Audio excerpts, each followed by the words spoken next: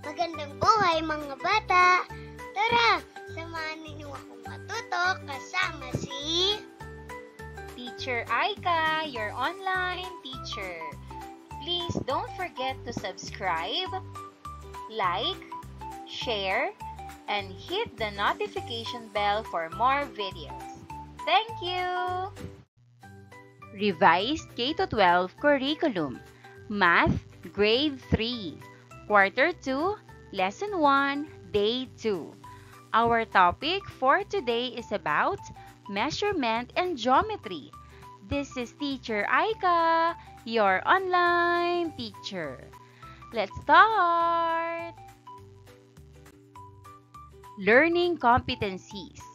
First, measure mass in grams, kilograms, and/or milligrams using appropriate measuring tools. Second, estimate mass of an object using grams, kilograms, and/or milligrams. Third, compare masses of objects including the use of a balance scale. Learning objectives. First, estimate and measure the mass of objects using non-standard units and measure and compare the mass of objects using non-standard units.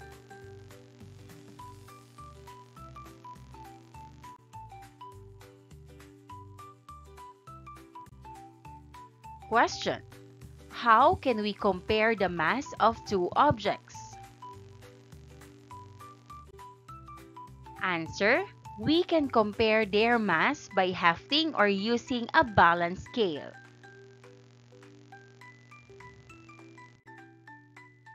How do you compare the mass of objects indirectly? Answer: we can use a third object to compare the mass of objects.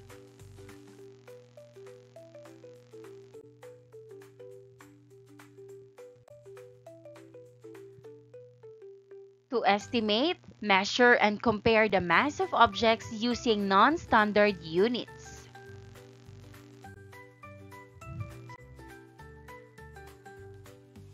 What do you call these objects?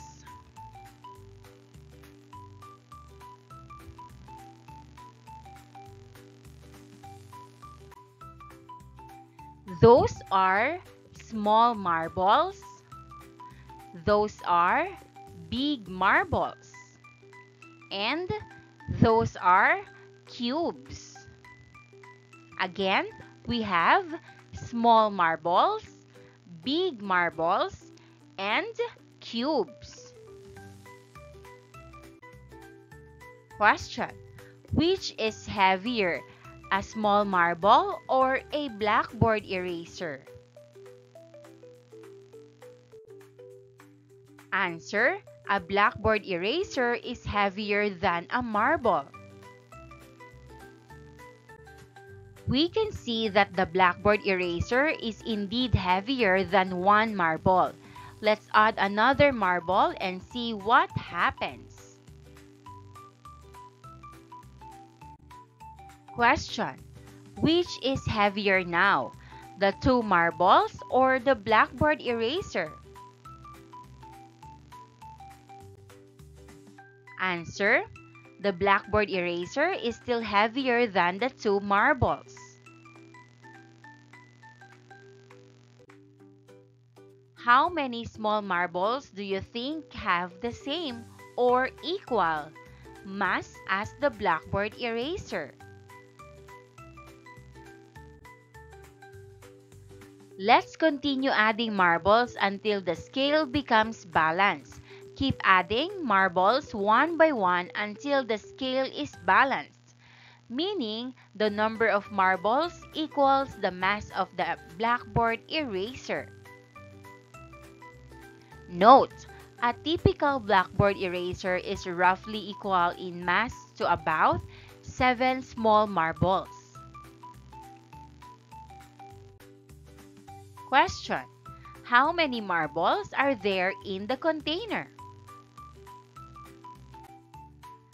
Answer: the number may vary but a typical blackboard eraser is approximately equal to 7 marbles.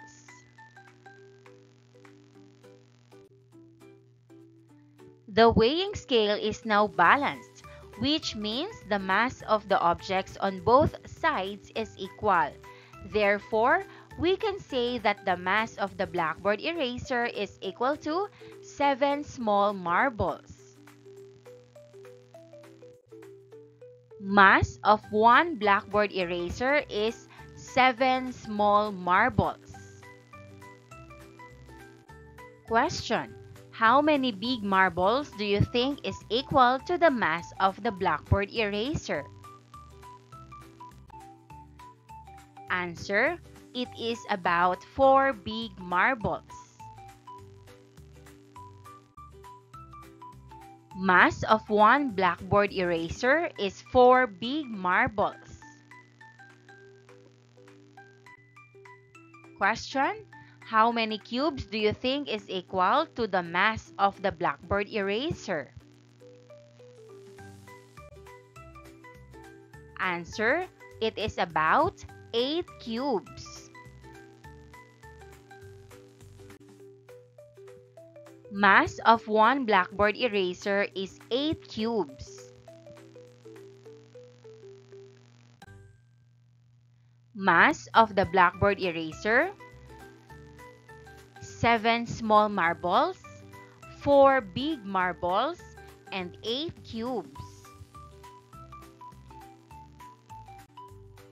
Question: what can you say about the mass of the blackboard eraser? Answer: the mass of the blackboard eraser does not change.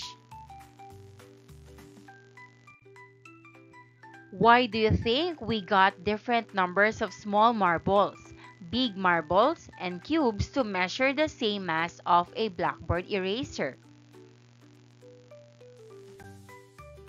Answer: the difference occurs because each object has a different mass.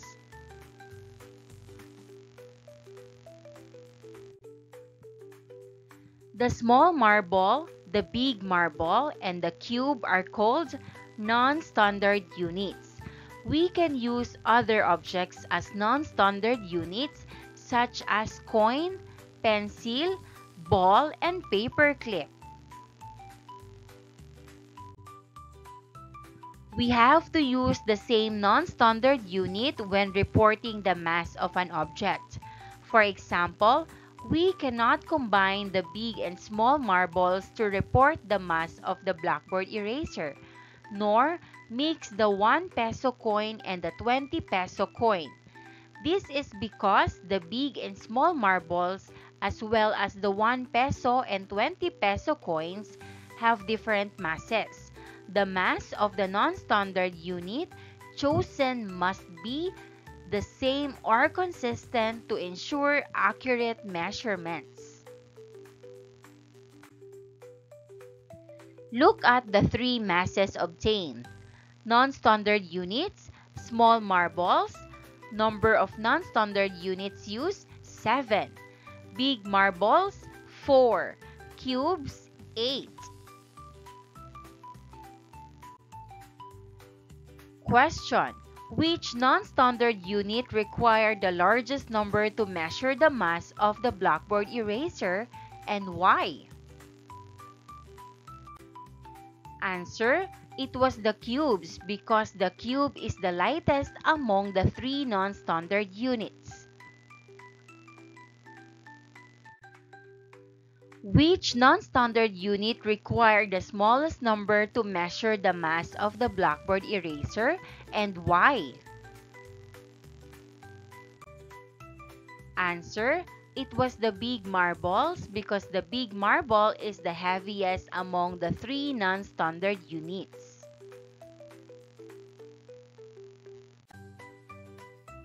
The heavier the non-standard unit, the fewer units are needed to measure the mass of an object. Conversely, the lighter the non-standard unit used, the more units are needed.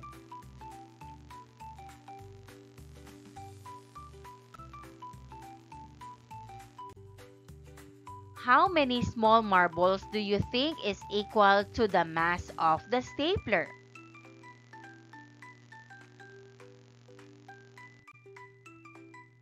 Question. How many small marbles is equal to the mass of the stapler?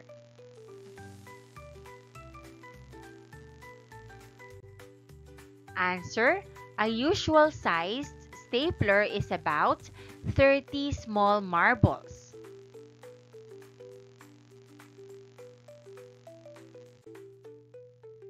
Mass of one stapler is 30 small marbles.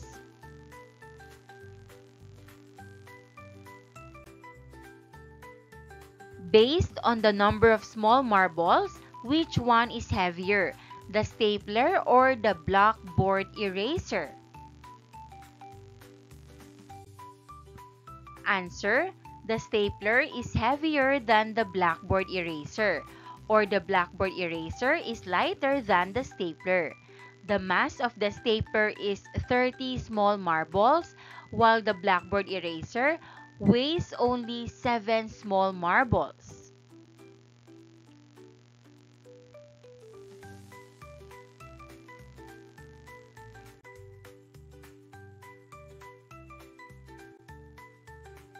Observe the stones.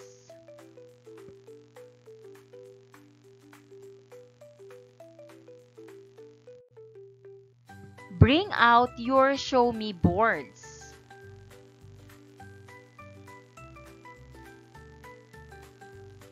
Look at this chart.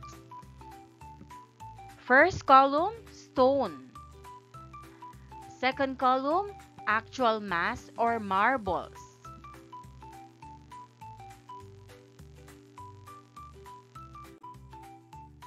Estimate the mass of stone A using the marbles and write your answers on your show me boards.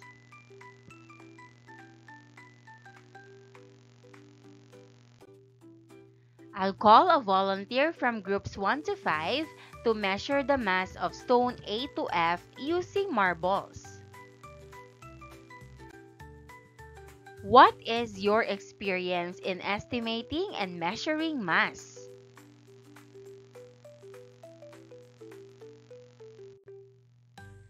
Reflect on your skills and practice estimation and measurements, as these skills can be useful in many everyday situations.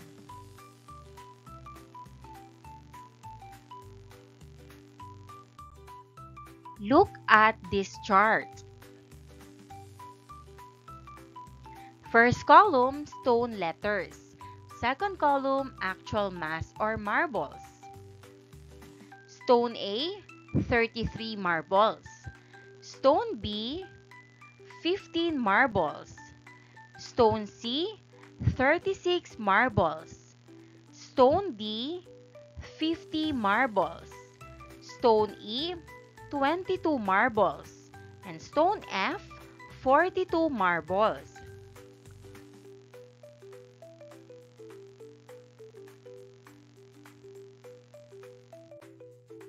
Question.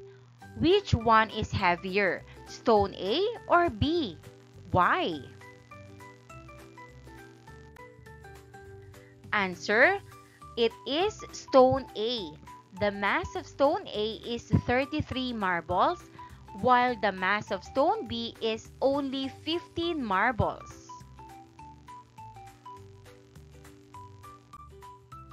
Which one is lighter, stone F or stone D? Why? Answer. It is stone F. The mass of stone F is only 42 marbles, while the mass of stone D is 50 marbles. Which one is the heaviest among the three, stone F, stone C, or stone B? Why? Answer. The heaviest is stone F because it has the largest number of marbles, which is 42, compared to 36 for stone C and 15 for stone B.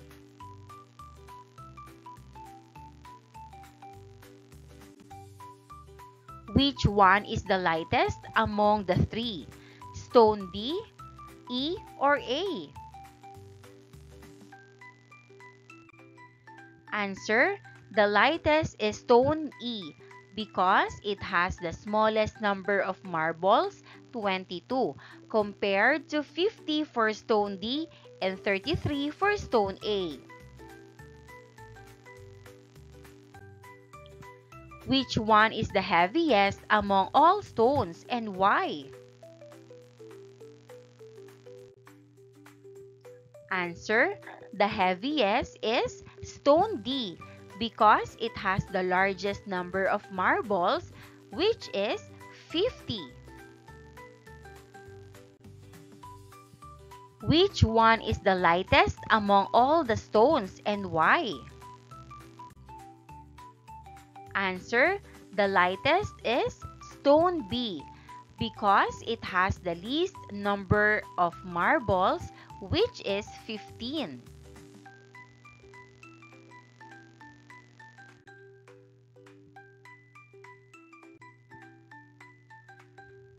Making generalizations. What are non-standard units of mass measurements? Answer: non-standard units are objects which can be used to measure the mass of an object. Examples: the marble, cube, coin, paperclip, crayon, and pencil.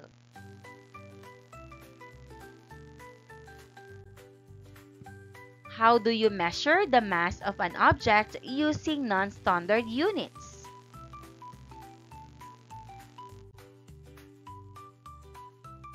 Answer: using a balance scale. Place the object to be measured on one side. Then, add non-standard units on the other side until the scale is balanced. The number of non-standard units required represents the mass of the object.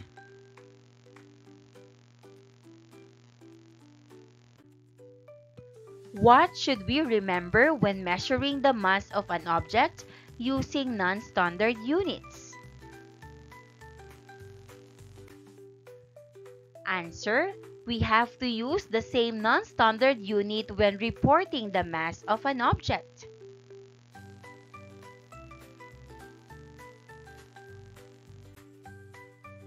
The heavier the non-standard unit, the fewer units are needed to measure the mass of an object.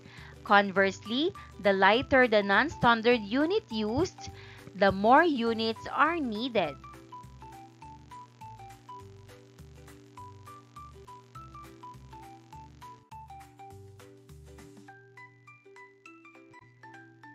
Evaluating learning assessment number 2. First part. Look at the picture below. In the left pan of the weighing scale is a bag of rice and the right pan are onions.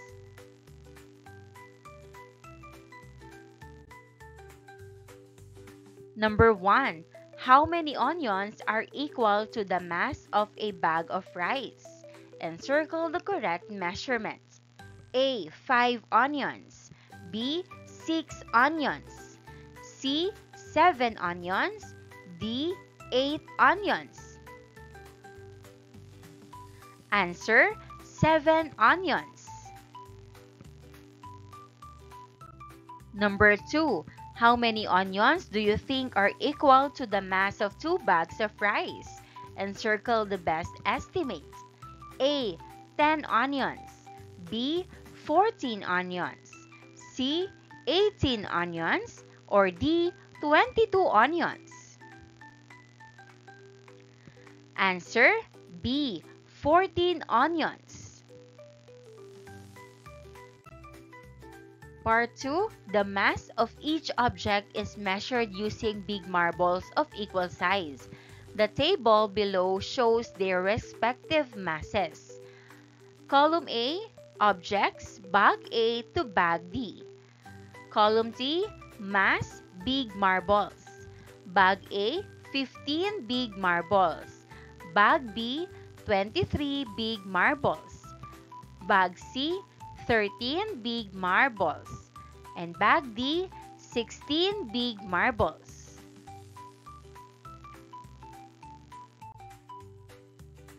Questions. Number 1. Which one is heavier, bag A or bag D? Answer, bag D.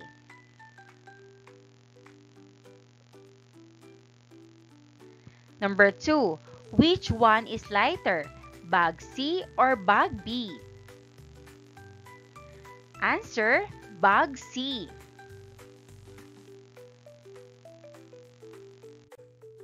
Number 3. Which bag is the lightest? Answer, bag C. Number 4. Which bag is the heaviest? Answer, bag A.